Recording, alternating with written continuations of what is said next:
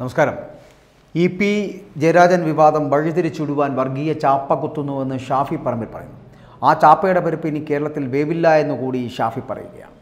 തോൽക്കുമെന്ന് ഉറപ്പായതോടെ ഇപ്പോൾ ചർച്ചയായിക്കൊണ്ടിരിക്കുന്ന EP ജയരാജൻ വിഷയം വഴിതിരിച്ചുവിടുവാനുള്ള ഒരു ശ്രമമാണ് ഇതിന് പിന്നിൽ നടന്നുകൊണ്ടിരിക്കുന്നത്. അതായത് മതേതര കേരളത്തിന് മുൻപിൽ CPM ഇപ്പോൾ തലയിൽ മുണ്ടിട്ടാണ് നടക്കുന്നത് എന്ന് പറയേണ്ടി വരും.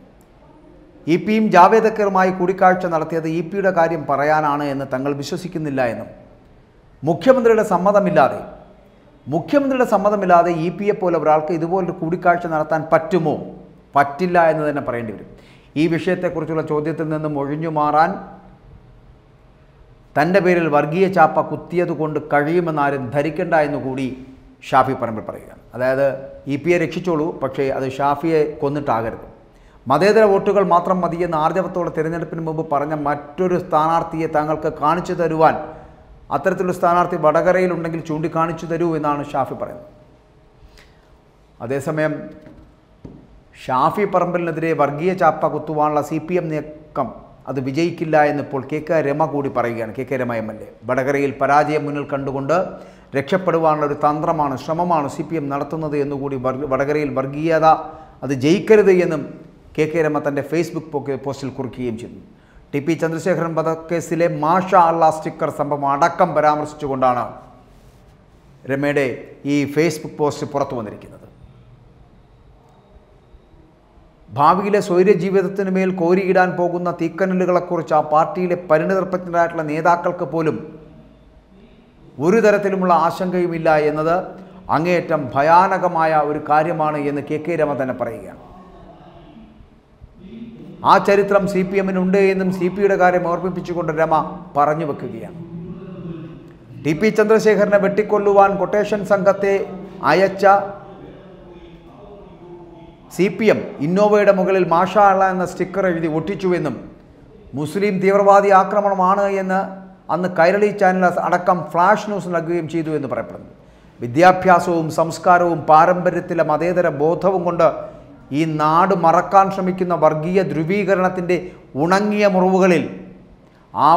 മുറിവുകളിൽ നിന്നും ചോര വാർന്ന് TP ചന്ദ്രശേഖരൻ്റെ പേരിൽ ഒരു വർഗീയ കലാപം നാട്ടിൽ രൂപം കൊള്ളുന്നതും അതുവഴി നിങ്ങളുടെ കൊട്ടേഷൻ സംഘത്തെ ഉപയോഗിച്ചുകൊണ്ട് അല്ലെങ്കിൽ അവരെ രക്ഷിച്ചെടുത്ത് ചന്ദ്രശേഖരൻ്റെ ചോരക്കറ നിങ്ങളുടെ നേതൃത്വത്തിൻ്റെ കയ്യിൽ നിന്ന് കഴുകിക്കളയാമെന്നുമായിരുന്നു നിങ്ങളുടെയൊക്കെ ചിന്തയും കണക്കുകൂട്ടലുകളുമെന്ന് പറയുകയാണ് രമ. ആ കുടിലതന്ത്രത്തിൻ്റെ പുതുക്കിയ പതിപ്പാണിത് എന്ന് എല്ലാവർക്കും മനസ്സിലാകുന്നുണ്ട് എന്നുകൂടി രമ കുറിച്ചു വയ്ക്കുന്നുണ്ട് ഷാഫിയുടെ പ്രശ്നവുമായി ബന്ധപ്പെട്ട്. ആ ഫേസ്ബുക്ക് പോസ്റ്റിൽ ഇങ്ങനെയാണ് പറയുന്നത്: തിരഞ്ഞെടുപ്പിൽ ആരും ജയിക്കരുത് വടകരയിൽ വർഗീയത എന്നാണ് എഴുതിയിരിക്കുന്നത്. വടകരയിലെ തിരഞ്ഞെടുപ്പിനെ അഭിമുഖീകരിക്കവേ ഈ ഷാഫി പറമ്പിലിൻ്റെ സ്ഥാനാർത്ഥിത്വത്തിന് സാമുദായികമായിട്ടുള്ളൊരു നിറം നൽകി വ്യാഖ്യാനിച്ച CPM പ്രചാരണത്തിൻ്റെ അവസാന ലാപ്പിൽ അദ്ദേഹത്തിൻ്റെ മതനിരപേക്ഷ ജീവിതത്തിന്മേൽ കടുത്ത വർഗീയ ചാപ്പ തന്നെ കുത്തുന്ന കാഴ്ചയും നമ്മൾ കണ്ടു എന്നുള്ളതാണ് സങ്കടകരം. തിരഞ്ഞെടുപ്പ് തന്ത്രം എന്നുള്ള നിലയിൽ തിരഞ്ഞെടുപ്പ് കഴിഞ്ഞാൽ അവർ അത് നിർത്തുമെന്നതാണ് എല്ലാവരും കരുതിയത് എന്നുള്ളതാണ്. എന്നാൽ അവിടെ തങ്ങളുടെ പരാജയം മുൻകൂട്ടി കാണുന്ന CPM എന്ന് പറയപ്പെടുന്ന പാർട്ടി ആ പരാജയത്തെയും വർഗീയ വ്യാഖ്യാനം നൽകി രക്ഷപ്പെടുവാനുള്ള ഒരു ശ്രമം നടത്തുന്നു എന്നുള്ളതാണ്. പക്ഷേ അതിൽ നാടിൻ്റെ ഭാവിയിലെ സ്വൈര്യ ജീവിതത്തിന്മേൽ കോരിയിടാൻ പോകുന്ന തീക്കനലുകളെക്കുറിച്ച് ആ പാർട്ടിയിലെ പരിണിതപ്രജ്ഞരായിട്ടുള്ള നേതാക്കൾക്ക് പോലും ഒരു തരത്തിലുമുള്ള ആശങ്കയുമില്ല എന്നത് അങ്ങേയറ്റം ഭയാനകമായിട്ടുള്ള ഒരു കാര്യമാണ് എന്ന് പറയാതിരിക്കാൻ കഴിയുന്നില്ല. 2 ക്യാമ്പയിനുകളിലൂടെയാണ് തങ്ങളുടെ എതിർ സ്ഥാനാർത്ഥിയെയും UDF-നെയും കടന്നാക്രമിക്കുവാൻ ഈ CPM ശ്രമിച്ചത് എന്നുള്ളതാണ്. അതിലൊന്ന് ഇനിയും തെളിയിക്കാൻ സാധിക്കാത്ത വിധം ഒരു പോൺ കഥയാണ്.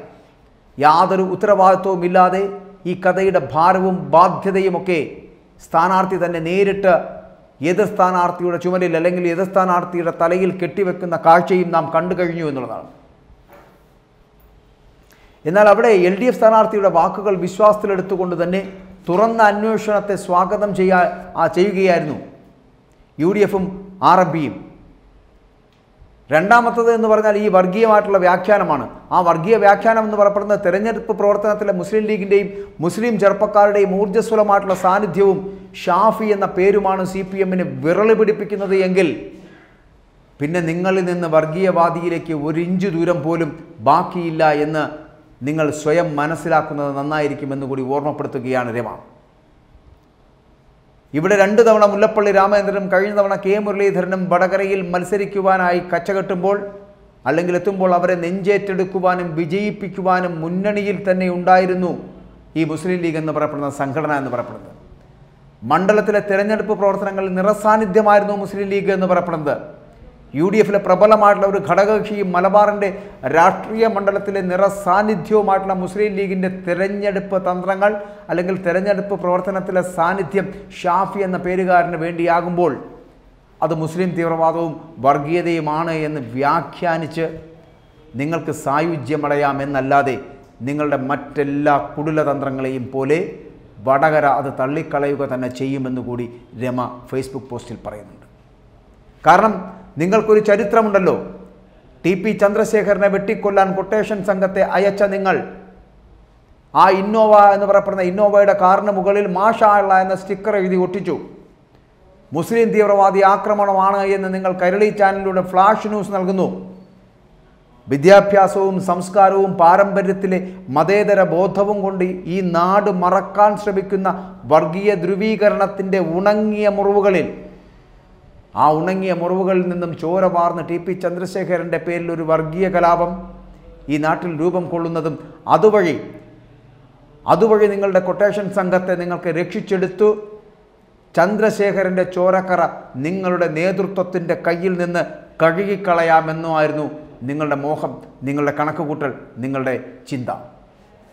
ആ കുടിലതന്ത്രത്തിൻ്റെ പുതുക്കിയ പതിപ്പാണിതെന്ന് എല്ലാവർക്കും മനസ്സിലാകുന്നുണ്ട് എന്നുകൂടി സൂചിപ്പിക്കുകയാണ് CPM. അപ്പോൾ CPM അനുകൂലികളായിട്ടുള്ള സാംസ്കാരിക പ്രവർത്തകരും നവമാധ്യമ എഴുത്തുകാരും ഈ ആശയം വെച്ച് എത്ര പെട്ടെന്നാണ് ആശങ്കാ സാഹിത്യവുമായിട്ട് രംഗത്തെത്തിയത് എന്നുകൂടി ഓർത്തു നോക്കുക.